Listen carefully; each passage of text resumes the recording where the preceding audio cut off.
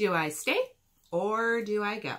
That is what I'm talking about in this video today. I am Iris Siriani, and I help people bring more love into their lives.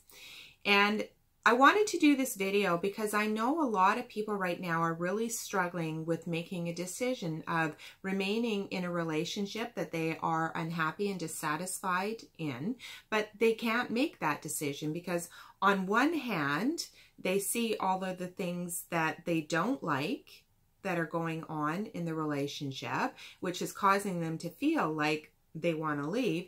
And then on the other hand, they go, oh, but I love this about this person, and he or she said that we're going to be doing this, and they said that they're going to change this, or whatever it happens to be, right? So they're, on one hand, they see some good and some potential in a relationship, and then on the other hand, they witness and they have these internal feelings about what isn't working for them, and it leaves them really conflicted about what to do and making that decision for themselves and fully stepping into that decision that they make for themselves, so they can either be fully committed in the relationship and making it work, or leaving that relationship behind. So today I want to offer you some thought-provoking ideas that might help you get to that place of clarity one way or the other. Now, before we start this video, before I share these thought-provoking ideas with you, I just want to say, if you are in an abusive relationship, that is not the relationship that you should be in, and you should make arrangements to leave that relationship straight away. That is an unhealthy relationship, and you need to leave that relationship. So let's get started on these thought-provoking ideas that will hopefully get you to that place of clarity. Okay, so idea number one is looking at your values. And your values are the things that are important to you. And they are things like honesty, integrity, openness, spirituality, kindness, compassion, safety, security. Those are just some examples. And oftentimes we enter in a relationship without really even fully being aware of what it is that we value. So we don't hold ourselves to our own highest values. We just go out there and we have these experiences, and then we wonder why we feel so uncomfortable in this relationship. And oftentimes it's because it's our values and our beliefs that are being compromised. So let me give you an example. Let's say you are with somebody and you sense that that person is a compulsive liar. Nothing that they say is true, or they are also always vague in the answers that they give to you. So number one, you're not going to feel safe in that relationship because there's no honesty and openness in that relationship. And number two, it might go against your value of honesty and openness. And you feel this. You might not be able to put an actual word on what it is that's important to you, but you certainly feel it within yourself. And every time that behavior goes on, you it's almost a little bit cringeworthy because it makes you uncomfortable in that situation. So if that is you, have a look at what is it about that is making you uncomfortable. Is it because there's no honesty and transparency? Is it because it makes you feel insecure and unsafe in that relationship? So those are some of your values. And I always go from the premise of have your three main things that are important to you and hold yourself to that highest value. If you value honesty, then you be honest and have the expectation that somebody that is in your life is going to also value honesty and openness. Okay, so in your current relationship, is your partner and yours values the same? Now, we don't want to be samesies in our relationship, because every single person in the whole wide world, of 7 billion people on this planet, you're never going to find two people that are exactly the same. But there has to be some common ground in meeting, having our highest values met. Honesty, integrity, openness, kindness, caring, compassion. Another example is maybe kindness is one of your things that are really, really important to you, but you notice that your person is always super critical and judgmental of other people and talking smack about other people and always criticizing other people. And again, it's cringeworthy. It just makes you feel so uncomfortable. That is going against your values. And when you don't have a common ground in the same values and belief systems to a high level of importance to you, there is going to be conflict in the relationship. And the thing about this is that it's okay that somebody doesn't share the same things of importance in our lives. That's okay. You know, it's not up to us to try and impress upon them what we believe is important to us and make them believe that it should be important to them. That's not our job in a relationship, right? We just need to choose somebody that aligns with what's important to us and shares that same level of importance, okay? So that is idea number one. Thought-provoking idea number one is to look at what it is that's important to you.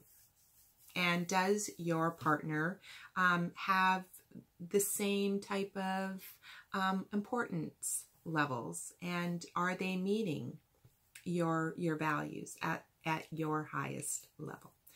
The second thing is, what is it that you want in your life right now?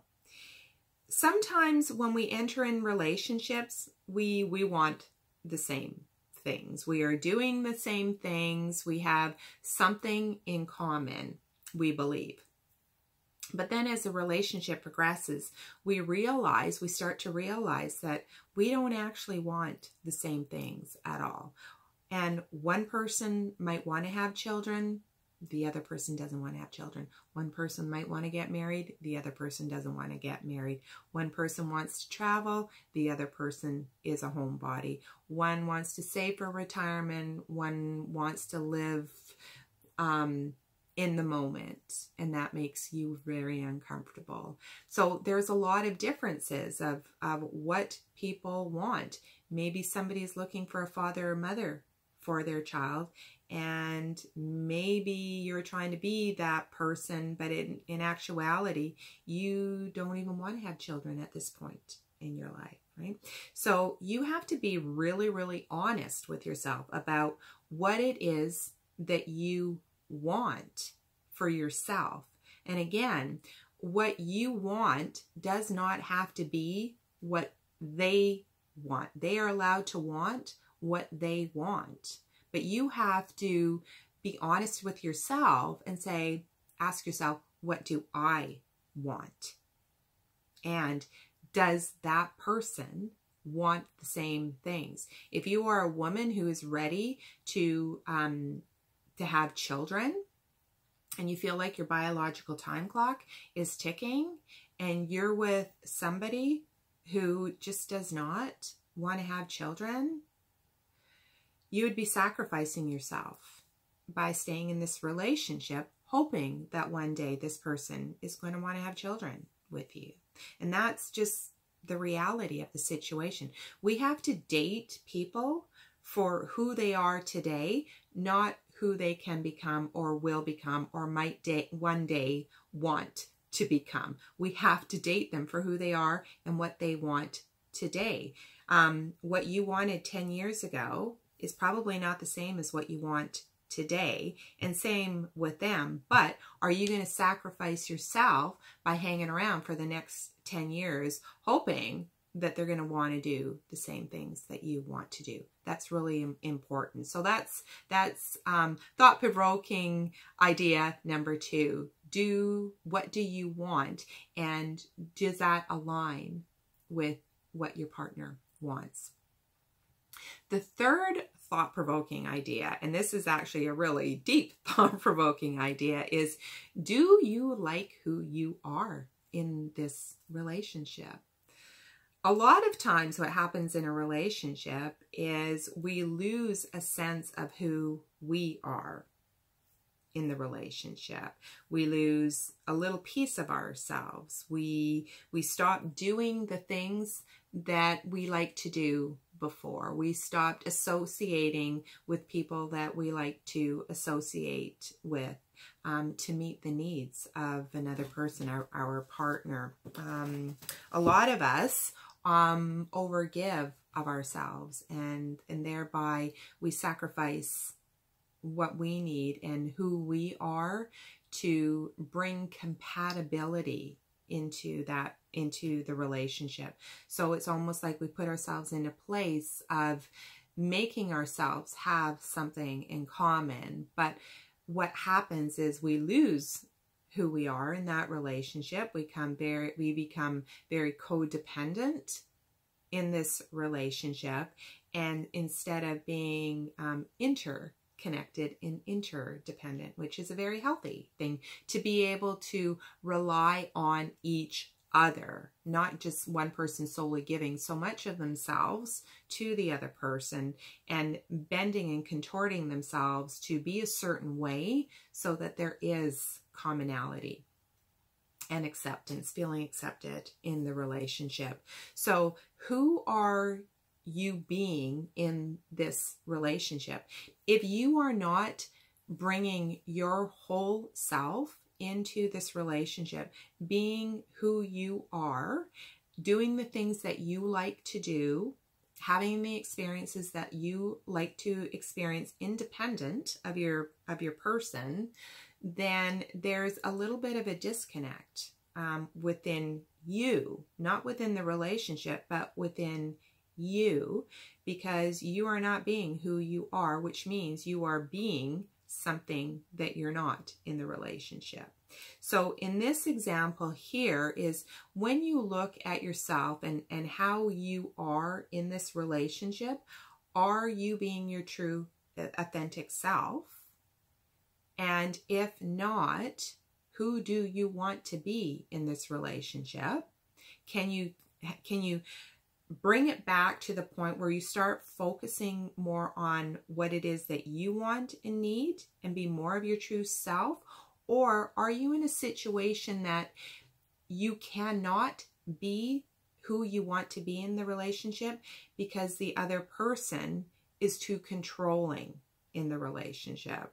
And so sometimes in relationships, we have a partner who is very encouraging to say, like, you don't have to do that for me. You don't have to be there. You don't have to drop what you're doing just to accommodate my needs. You can say no. You can go off and do your own thing. That is okay with me. But that's within you that feels that you need to drop who you are to tend to your person's wants and needs and requests, versus the person who wants to control who you are, who says on one hand, you know what, go and take care of yourself. And then when you go and take care of yourself, they go like, why are you always going out doing things for yourself when I need you to be here at home, right? So on one hand, they're saying go and do what you need to do for yourself. But then on the other hand, they're also saying, well, hang on, don't do that because I need you over here, right? That is two different, very different situations, right? And this is just something for you to think about. So when you are being your true authentic self and you're making yourself happy from the inside out by fulfilling your own needs through activities, your creativity, your connection with your friends and your family, you need all of those things feel good inside yourself? Are you making a contribution in your work? Are you happy and satisfied in what you do for work? The amount of time, like all of those things matter in our overall life satisfaction. If you are not honoring those things and meeting your own needs in that way and sacrificing yourself, you know, perhaps you need to just scale it back and focus on yourself for a while instead of focusing so much on your partner's needs, especially when your partner is giving you the space to go and do that. So trust and just go and do that, okay? So if you don't like who you are being, have a look at, is it because I feel the need to just give away all of myself in this relationship? Or is it because there's some control and manipulation measures in this relationship? The other thing with regards to who you are being in this relationship, are you doing things in this relationship that that are out of character for you? So let's say, for example, your person is a pot smoker, and before you got into this relationship, you weren't a pot smoker, but now you're a pot smoker and you don't like that.